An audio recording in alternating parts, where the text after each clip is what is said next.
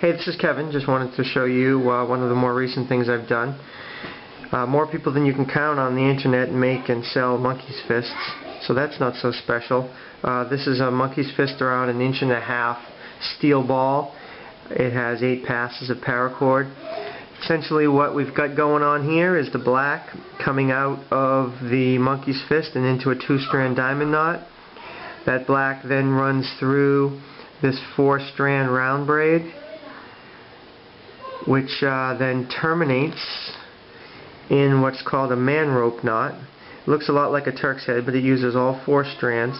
It's a manrope knot that is actually made around the 4-strand round braid, so it slides. Okay, so this end here is where the manrope knot's coming from, and it's made around the standing end.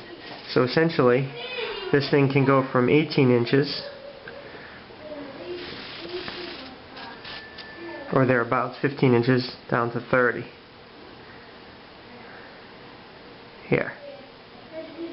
And what I did was, I put a little paracord piece through there, knotted on both ends, makes a stopper. That way it doesn't pull through itself. And also, if you were, say, going to put it on your pinky and use that as a handle, it's not going to cinch down on you. See? So, you have this thing open. You can actually wear it like a necklace. I'll show you here.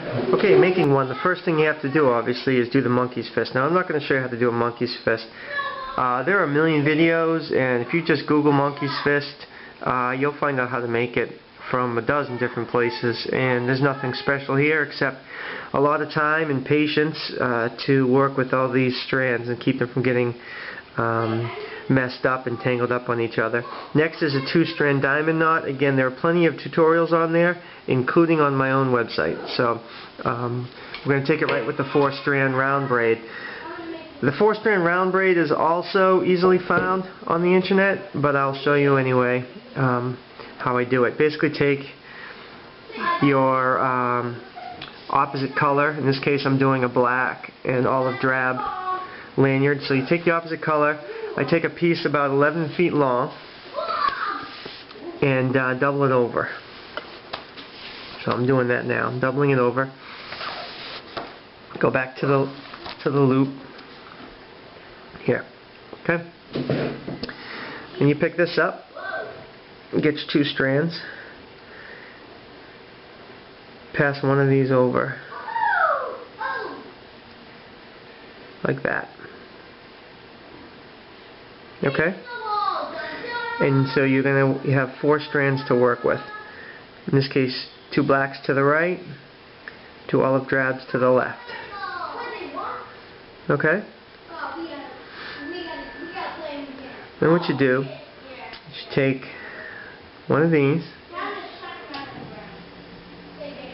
from one side, pass it over this, and back to the right.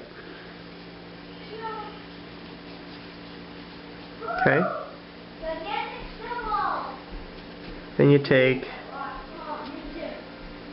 this one from behind, over, and back to the left. And pull it through. Always keeping your 2 to the right, your 2 to the left. Now you take the top one on the right,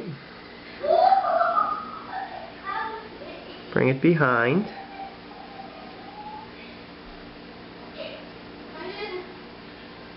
over, and back to the right.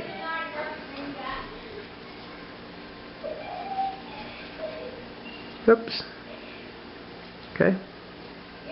Then you take the top one on the left, between these 2, and back to the left.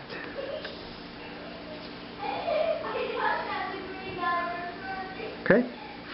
Then you take the top one on the right and bring it between these 2 from behind, and back over to the right. Then you take the top one on the left, from behind, go between the 2 black ones, and back over to the left.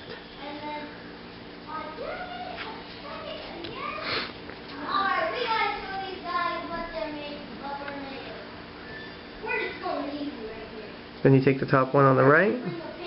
From behind, you go through the two on the left and back over to the right. Okay? Top from the left, from behind, go through these two and back over to the left. That's the pattern. You continue. It's a little sloppy here because I'm battling the weight here in order to keep the light on this to show you in the video, but that's the pattern. Do it nice and clean and neat, and it will look like this. Now, a variation you can do on this, instead of wrapping it around and having the two blacks on the left and the two blacks on the right, if you alternate, if you combine the 4 strands so you have olive, black, and you do the same pattern, it will result more in a spiral of the colors instead of a straight down kind of diamond pattern. So that would be the 4-strand round braid. I'll come back in a second, show you how to do what's called the manrope knot, which will allow this thing to become adjustable. Okay, I will attempt to show you the manrope knot. Let's see how messy this is going to get. First of all, once you finish your 4-strand round braid to the desired length, you need to tape it off. Okay? We'll remove that tape afterwards. Next thing we want to do is we want to bring this back on itself, because we're going to make this knot around the standing end. That will give us that sliding that we're looking for. Okay? So I'm going to alternate from green to black to green to black. But I'm going to take the first olive, put it in front, the second olive, put it in back, and that's how I'm going to build this around the standing end, okay? Alright, so the first knot we're making is called a wall knot. Like a wall or a retaining wall. You're going to start with a loop like this. See that? I'll just let it sort of slide. But then you take the next strand over, you bring it on top of it, and back. Okay? I'll try to turn this around so you can see it. You have to look closely. You see that? So I went on top of it and back over. Now I'm taking the next strand, which is the olive, and I am going to go on top of this and back over. So I have to pull it around. Okay? So that went on top and back over. Then I'm going to take the black and I'm going to put it on top of that and back over. And then I take the original one and I'm going to come around and go underneath it. Okay? So let me work these a little tighter and try to get a good shot of it for you. Pull up some of the slack here. Trying to get a good shot so you can see.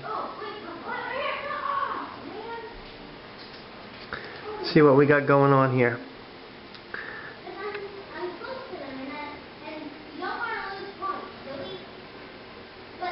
Can you see this now?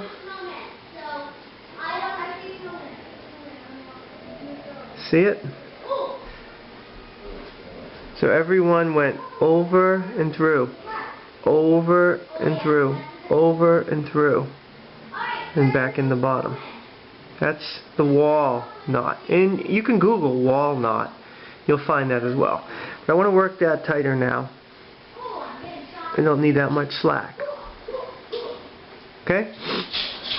Next, I follow with a crown knot. And the crown knot, you've probably seen crown sennits that everyone does for lanyards. They're either square or round with a slight variation. They're also with 4 strands, so it should be pretty easy to find if you can't follow this. But what you do is you take one, put it over like this.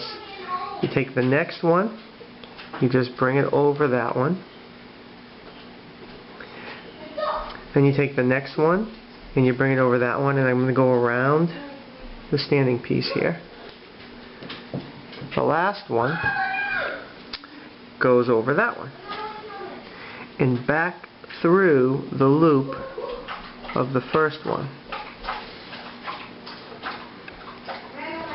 And then I tighten a little bit.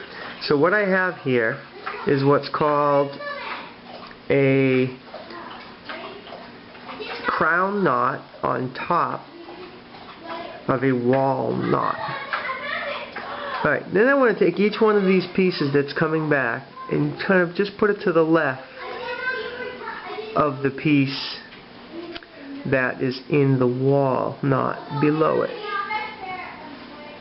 See that? So each one of these is coming down and is going to go like that, just to the left. Okay? Now I'm going to follow the crown knot with each one of these standing ends. So start with one of them. Okay? I've allowed it to go to the left of the original strand, which in this case is black. See the black? It goes through here and up and back down again. So I'm going to follow that. Okay, I want to stay next to it. See if I can get a little closer here so you can see. Okay, so I'm going to follow that, which means I have to go under this green here. This is where it's going to get hard to show.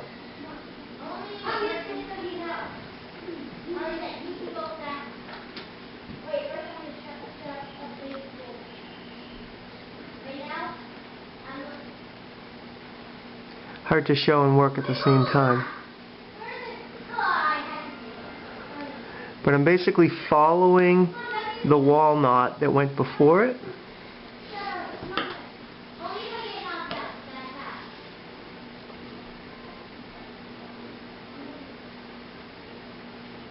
Follow it. It's going down through there. So I am going to go down through here as well. Stay right next to it. The great thing about this, manrope knot can be done with any number of strands. I've done it with 3. You can do it with 10. You just follow the same pattern of the wall knot followed by the crown knot.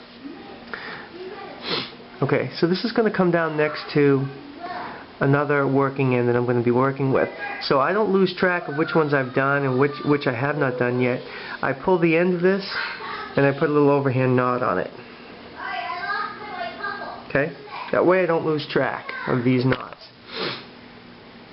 So now the next one is this black one. Came down next to the green of the wall knot, so I'm going to follow the green and do the same thing. So I got to go through here. Okay? So let me get my end. Put it through here.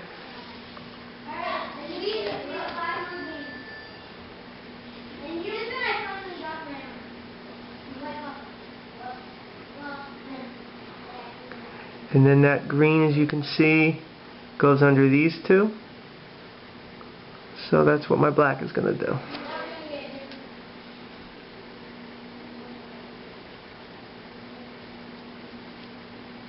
If I can get it through here.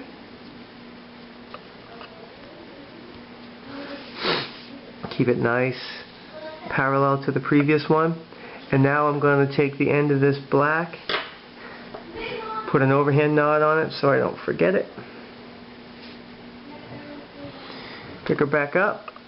Go to the next one, which is this green. Right? And if it has a knot on it, I know I don't want to work with it, but it doesn't, so I haven't done that one yet. So stay to the left of this black.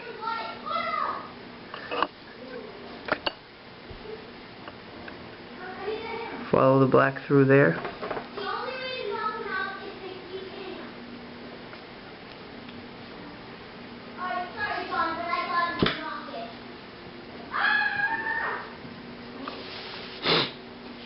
Excuse the sniffling here, if you don't mind. Alright, hard to see, but I followed the black. Now that black is going to go under those two. So that's where I'm going with this green.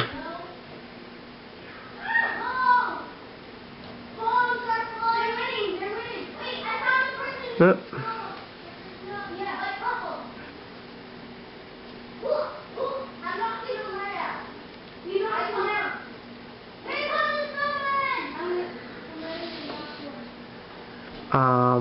Tie it. Don't forget it. And I'm on my last piece now, which would be this black here. And put it right next to that green. Follow it under here.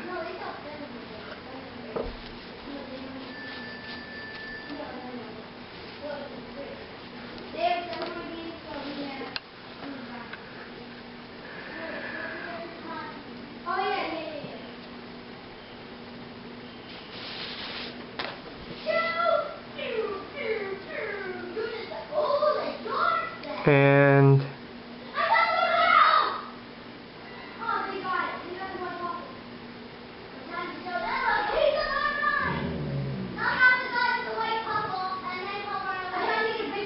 back through here.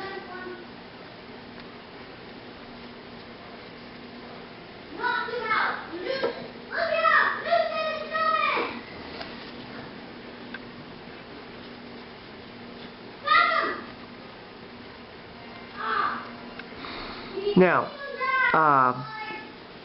finishing this, the way I did it was I did three passes. So now you're back at the beginning again, where you've got one cord coming down next to two previous.